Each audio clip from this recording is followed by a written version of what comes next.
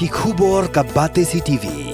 Lawan Rashapi da ka Frank Motors. Kamon ban long slur, ringkat bat kaman ba Shongkia, ka Shong ha ka Jinglong scam, bat Jingjiet bastard jongi. Ka Tata Harrier, ka Kali ka ban Sanya ka Lintia jongpi, ka La ban long ka jongpi minta.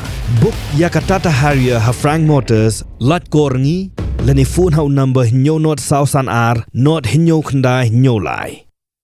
Urakam isang mau beri Menteri Sarkar Bapen ya katanat puli puthi ulah penpau bakam long kabasuk ya ka Sarkar Jela ban rai Tang Shimiet ha ka bayade baka Jingdawa ban regularize no ya ki Nonghikai School SSE. Habai krem bikla pathai kubor urakam isang mau laong badan kam ya shibun ka jingat thir bajanai na kabenta ban rai Halor ki Nonghikai SSE. Namar ba ya ki Nonghikai School SSE la thung da commission mode program jong ka Sarkar India.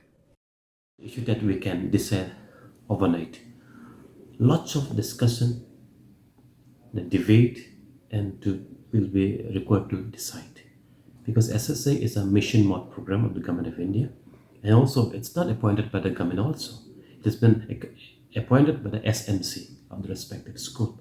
So taking over by the government from the SMC is not the simple process. The due process has to be followed.